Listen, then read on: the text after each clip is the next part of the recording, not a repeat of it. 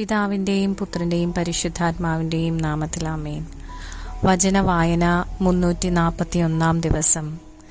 2 തിമോത്തിയോസ് അധ്യായം 4. ദൈവത്തിൻ്റെ മുൻപാകെയും ജീവിച്ചിരിക്കുന്നവരെയും മരിച്ചവരെയും വിധിക്കാനിരിക്കുന്ന യേശുക്രിസ്തുവിൻ്റെ മുൻപാകെയും അവൻ്റെ ആഗമനത്തിൻ്റെയും രാജ്യത്തിൻ്റെയും പേരിൽ ഞാൻ നിന്നെ ഇപ്രകാരം ചുമതലപ്പെടുത്തുന്നു. വചനം പ്രസംഗിക്കുക. സാഹചര്യങ്ങൾ അനുകൂലമാണെങ്കിലും അല്ലെങ്കിലും ജാഗരൂകതയോടെ വർത്തിക്കുക. മറ്റുള്ളവരിൽ ബോധ്യം ജനിപ്പിക്കുകയും അവരെ ശാസിക്കുകയും ഉദ്ബോധിപ്പിക്കുകയും ചെയ്യുക.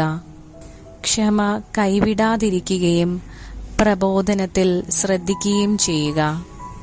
ജനങ്ങൾ ഉത്തമമായ പ്രബോധനത്തിൽ സഹിഷ്ണുത കാണിക്കാത്ത കാലം വരുന്നു. കേൾവിക്ക് ഇമ്പമുള്ളവയിൽ ആവേശം കൊള്ളുകയാൽ അവർ തങ്ങളുടെ അഭിരുചിക്ക് ചേർന്ന പ്രബോധകരെ വിളിച്ചുകൂട്ടും.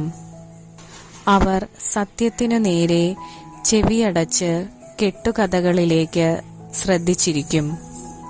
നീയാകട്ടെ എല്ലാ കാര്യങ്ങളിലും സമചിത്തത പാലിക്കുക.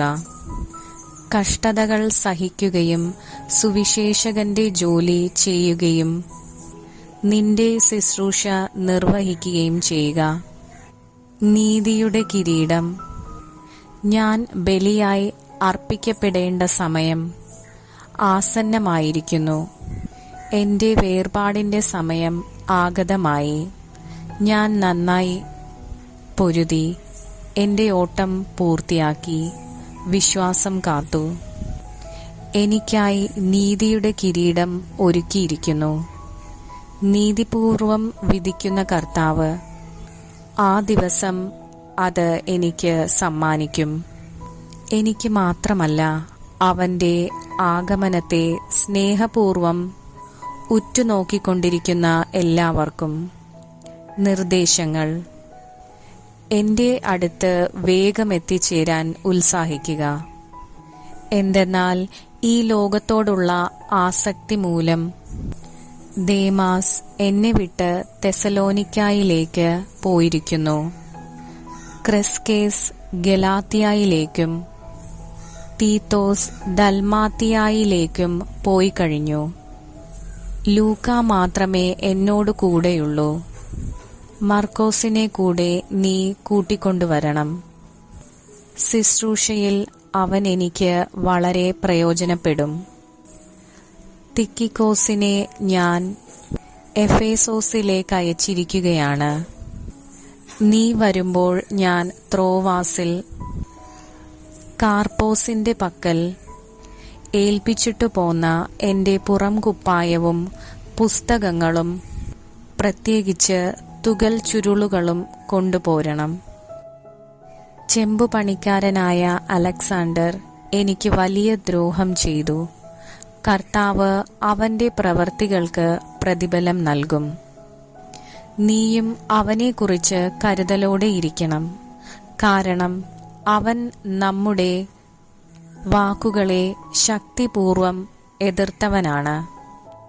എൻ്റെ ന്യായവാദങ്ങൾ ഞാൻ ആദ്യം അവതരിപ്പിച്ചപ്പോൾ ആരും എൻ്റെ ഭാഗത്തല്ലായിരുന്നു. എല്ലാവരും എന്നെ ഉപേക്ഷിച്ചു. ആ കുറ്റം അവരുടെ മേൽ ആരോപിക്കപ്പെടാതിരിക്കട്ടെ. എന്നാൽ കർത്താവ് എൻ്റെ ഭാഗത്തുണ്ടായിരുന്നു. എല്ലാ വിജാതീയരും കേൾക്കത്തക്ക വിധം വചനം പൂർണ്ണമായി പ്രഖ്യാപിക്കുന്നതിനു വേണ്ട ശക്തി അവിടുന്ന് എനിക്ക് നൽകി. അങ്ങനെ ഞാൻ സിംഹത്തിൻ്റെ വായിൽ നിന്ന് രക്ഷിക്കപ്പെട്ടു. കർത്താവ് എല്ലാ തിന്മകളിൽ നിന്ന് എന്നെ മോചിപ്പിച്ച് തൻ്റെ സ്വർഗരാജ്യത്തിലേക്കായി എന്നെ കാത്തുകൊള്ളും. എന്നും എന്നേക്കും അവിടുത്തേക്ക് മഹത്വം. ആമേൻ. ആശംസകൾ. പ്രിസ്കായ്ക്കും അക്വീലായ്ക്കും ഒനേസിഫോറസിന്റെ കുടുംബത്തിനും അഭിവാദനങ്ങൾ. എറാസ്തൂസ് കൊറിന്തോസിൽ തങ്ങി. രോഗബാധിതനായ ത്രോഫിമോസിനെ ഞാൻ മിലോത്തോസിൽ വിട്ടിട്ടു പോന്നു. മഞ്ഞുകാലത്തിന് മുൻപ് തന്നെ അവിടെ എത്താൻ നീ ശ്രമിക്കുക. എവുബോളോസും പൂദേൻസും ലീനൂസും സ്ലൗദിയായും മറ്റ് എല്ലാ സഹോദരന്മാരും നിനക്ക് അഭിവാദനങ്ങൾ സമർപ്പിക്കുന്നു. കർത്താവ് നിന്റെ ആത്മാവോടുകൂടെ ഉണ്ടായിരിക്കട്ടെ. ദൈവത്തിന്റെ കൃപ നിങ്ങളോടുകൂടെ. ദൈവവചനമാണ് നാം കേട്ടത്. നമുക്ക് ദൈവത്തെ സ്തുതിക്കാം.